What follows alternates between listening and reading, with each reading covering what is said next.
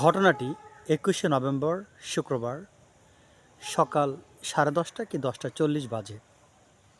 আমি অবস্থান করছিলাম একজন সায়েন্টিস্টের বাসায়, যিনি একজন ঘোরতর নাস্তিক। মানে বলা যায়, মানে একদম সিরিয়াস নাস্তিক, ছোটোখাটো নয়, খুব সিরিয়াস নাস্তিক। আমি তার সাথে মূলত দেখা করতে গিয়েছিলাম কোয়ান্টাম ফিজিক্স নিয়ে আলোচনা করব। তার সাথে আগে আমার প্রোগ্রাম সেট করা ছিল যে, স্যার আপনার সাথে আমার একটা আলোচনা আছে কোয়ান্টাম ফিজিক্স নিয়ে। তো এই হিসাবে আমি তার বাসায় স্টে করেছিলাম। তার বাসায় গিয়েছিলাম সকাল 9:30 বাজে। তখন আমি তার বাসায় স্টে করছিলাম।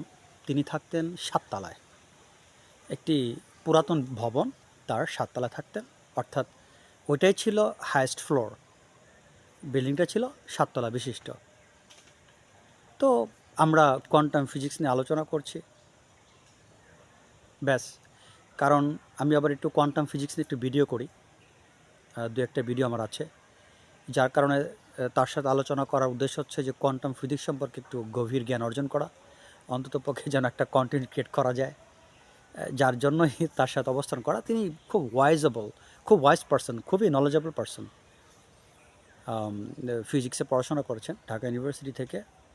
তো যাই হোক, খুবই কোয়ালিফাইড। তো তার সাথে আলোচনা করছিলাম, চা দিলেন, বিস্কিট দিলেন, খাচ্ছি। এমন সময় ভয়ঙ্কর ভূমিকম্প, আপনারা সবাই জানেন এটি কিন্তু খুব সিভিয়ার একটা আর্থকোয়েক ছিল। কাঁপা শুরু হলো, বিল্ডিং কাঁপা শুরু হলো। তখন আমি, ভূমিকম্পের অভিজ্ঞতা আমার অনেকই আছে, তো আমি একটু বিচলিত হয়ে গেলাম, একটু ভয় পেয়ে গেলাম।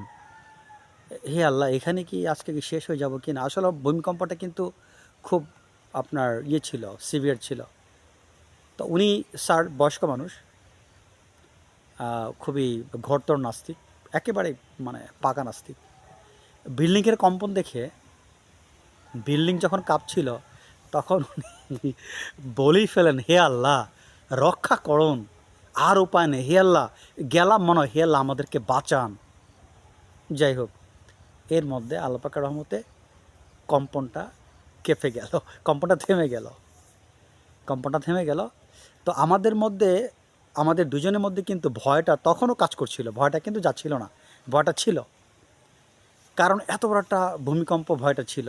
অবশ্য আমার ভয়টা তখন বেশিক্ষণ ছিল না, কিন্তু ওনার মধ্যে আমি দেখলাম উনি তখনও কিন্তু আল্লাহ আল্লাহ বলছেন, তিনি তখন আল্লাহ আল্লাহ বলছেন। তো কিছুক্ষণ পর উনি মাথায় হাত দিয়ে চুপচাপ বসে রইলেন। আমি কোনো কথাবার্তা বললাম না। যাক, পরে শান্ত হলেন। তো আমাকে বললেন, চলুন আমরা আলোচনা আসি। আলোচনা করলাম কোয়ান্টাম ফিজিক্স নিয়ে। আলোচনা শেষ। ওই দিন আসলে বেশি আলোচনা করতে পারিনি, কারণ একটা ডিজাস্টার ছিল। সংক্ষেপে একটু বেসিক আলোচনা করে তখন আলোচনাটা আমরা অফ করে দিলাম।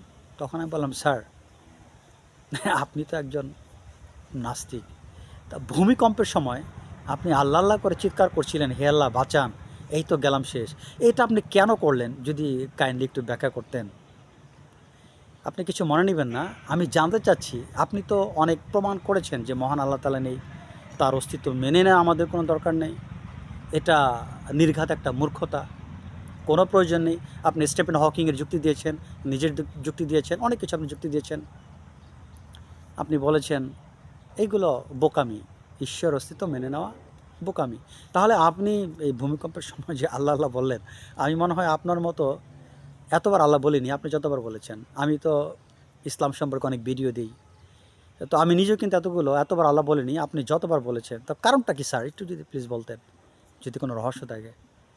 তখন উনি আমাকে বললেন, রতন সাহেব দেখেন, সমুদ্রে যখন উত্তাল ঢেউ ওঠে, সমুদ্রে যখন উত্তাল ঢেউ ওঠে, বেঁচে থাকার কোনো আশা নেই, মৃত্যু অনিবার্য, তখন নাস্তিকেরাও আস্তিক হয়ে যায়।